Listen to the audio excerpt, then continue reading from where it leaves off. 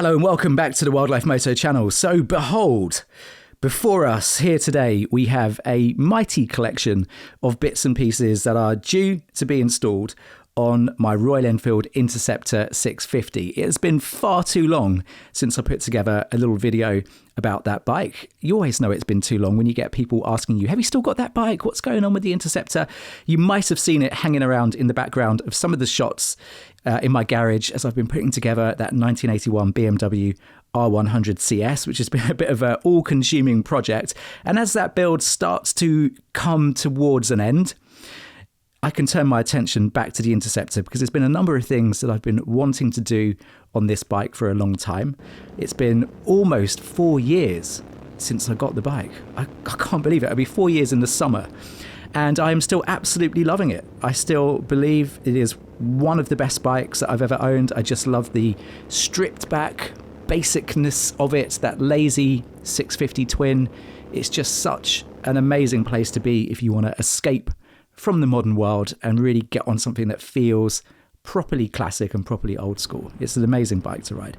Anyway, so some of the bits and pieces here you might have kind of spotted and they're fairly kind of obvious in terms of what they are, but I'll talk to you about the kind of bigger plans for 24 because there's a few bits that are not here. But let's just kind of go through this little haul and you'll get a bit of an idea in terms of what's coming up on the channel because each of these elements will get their own video and we'll do a bit of a kind of install and I'll show you how some of these parts go on the bike. So what we're looking at here at the top of the pile, we've got a sprocket set from a company called Stratos Performance. Now, this is a guy called Luke, who I met through the channel as I was trying to troubleshoot some bits and pieces on my R100 build. Luke is a machinist and a very fine one at that, and he helped me out with some work that needed to be done on my old calipers on my airhead. And it turns out that Luke also produces some incredible parts in-house as well.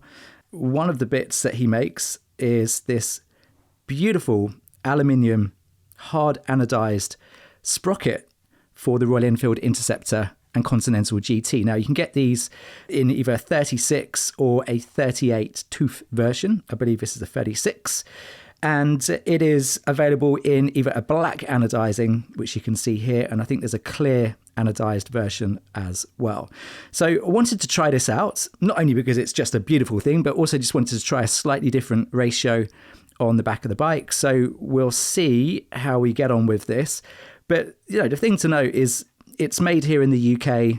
It's absolutely beautifully put together, just a wonderful thing to behold. So you can either buy these individual sprockets from Stratos Performance, or Luke also sells a complete kit as well. So we've got the front sprocket here, and also you can get a bundle that includes these kind of premium heavy duty DID chains. So in this case, this is a 525 VX3 and it's in gold. Obviously, it's got to be gold, hasn't it? So that comes as a complete set.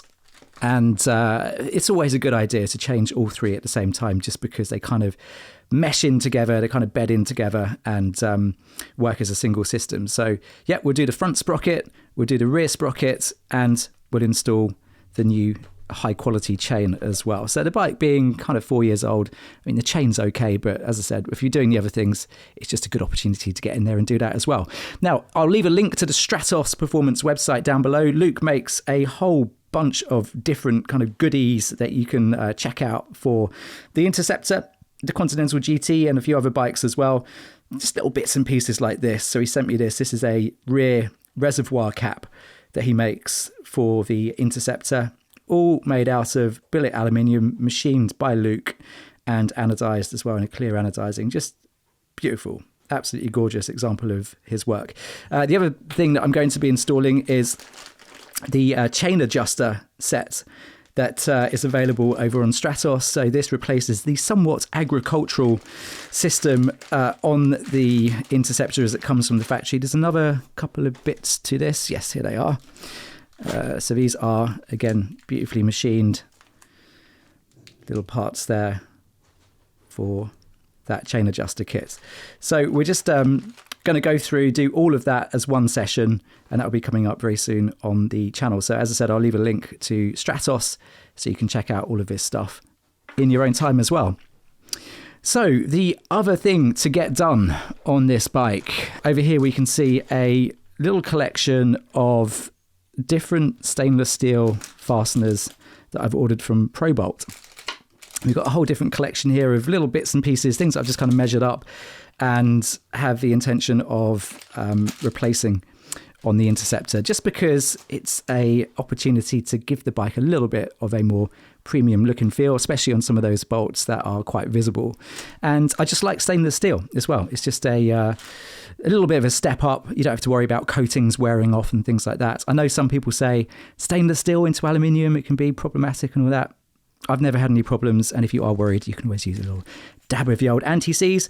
And this little set here actually was sent to me by a long-time viewer of the channel, a guy called Paul, and this is a set of stainless steel fasteners for the engine cases as well. So I fully intend to kind of go through the whole bike, strip it down to nuts and bolts, and where possible just kind of replace some of those fasteners with slightly more premium fasteners, some of the more visible ones from ProBolt and the rest of them from my stainless steel supplier. I've got a wonderful guy who makes all his fasteners here in the UK, and they're just really good quality. So we'll get those on the bike as well and do another session just kind of showing how all that goes. So stainless steel, that's going to happen. The other thing to talk about, these, by the way, before we move on, are from Hitchcock's. So if you're doing a valve service on your bike, this is the new seal for the rocker box cover, and we've got a full set of stainless bolts here as well. So again, as we're doing that bolt replacement session, we'll go in and get all that done as well. And we've also got the little washers and all that in there as part of that kit from Hitchcock's. So we'll get that done. Now, a while back, I got in touch with Ven Hill Engineering to talk about getting a set of braided brake lines made up for the Royal Enfield Interceptor. And we took all the measurements, worked it all out. The routing for this setup is going to be slightly different to the factory setup, but we will be doing a complete overhaul of the braking system. You know, this bike being 4 years old, you don't need to change your brake lines if they're braided after 4 years, but it's a good opportunity to go in, clean out all the calipers and everything. And I just wanted to step up in terms of the quality of the brake lines on this bike. I've got to say, they're actually not too bad out of the box, as I say, but honestly, in terms of quality, when it comes to the best, companies like Ven Hill are really the way to go. All the little fasteners here and end points like the banjos and things like that are all stainless steel. And I've gone for a set of kind of black braided brake lines here. So these have all been kind of measured up as per the Interceptor 650. So we've got the full set here, front and rear. And as I said, it follows a slightly different routing, slightly cleaner look over the factory setup. So again, we'll do another video walking you through the installation of all of this as well. So that's coming up on the channel too. The other thing we're going to do, we're going to throw on a little bit of belt and braces security in the form of a tracking device. Now, this is from Siz App. I'm going to be installing one of these on all of my bikes moving forwards. Now, in some regards, you might argue these are not a preventative measure in terms of stopping your bike from getting stolen, like in the same way a lock would.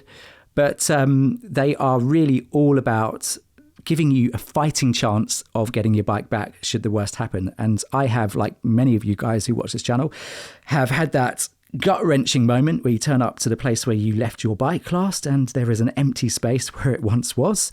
And you just feel so helpless. There's like absolutely nothing you can do. So systems like this, they are all about kind of tracking your bike on an app should it get stolen. So at least you've got a fighting chance of getting it back. There is an element of prevention to this as well, because it has a accelerometer built into it. So if somebody starts messing with your bike, moving it or sitting on it or rocking it around, then you'll get a notification as well. So there is an element of kind of early warning in here as well. It's got its own internal battery. So even if the thieves kind of pull out the battery and all that kind of stuff, it will hold its charge for a few hours and let you know where the bike is. So we'll do a full review on this. We'll test it out. I won't show you exactly where I'm going to install it, just in case, but we'll get that on the bike very soon too. So that's the Siz App that's due to go on. Now, the other thing that I want to get installed is this bad boy. Now, one of the parts that really is quite wanting on the Royal Enfield Interceptor out of the box is the rear chain guard.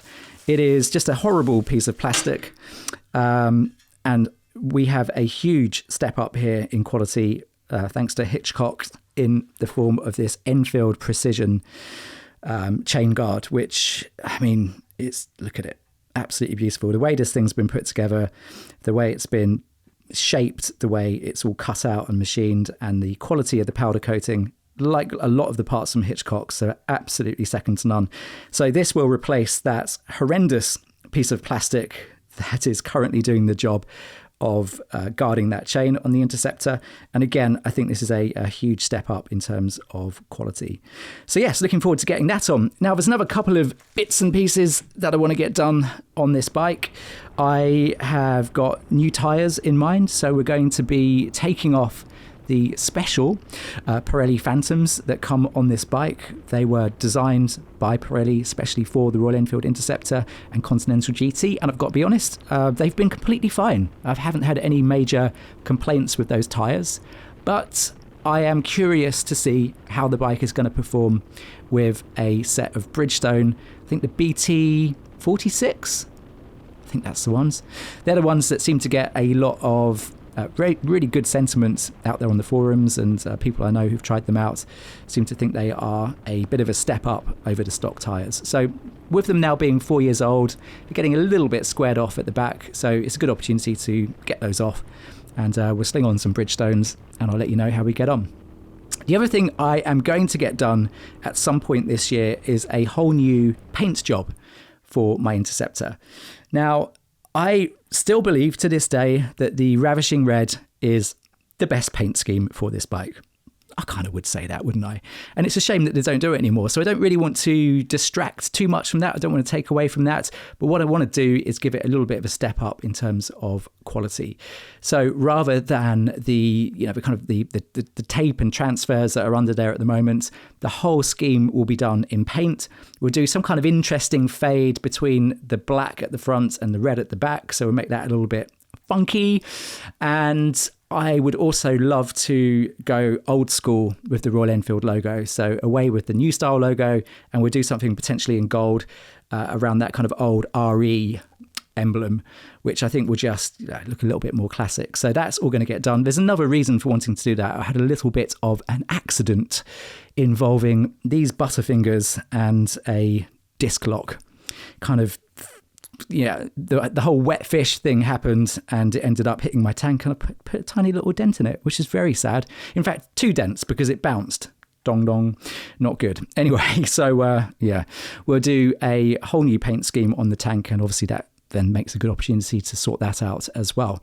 Now, there may well be another few little bits and pieces that come into the equation over the next few videos, so this isn't a extensive overview of what's going to happen. But I did think it was high time that just kind of bring you up to speed with the plans. And of course, those videos will start to drop onto the channel in the next couple of weeks or so. So fully aware that nothing really happened in this video other than just showing you some bits and pieces.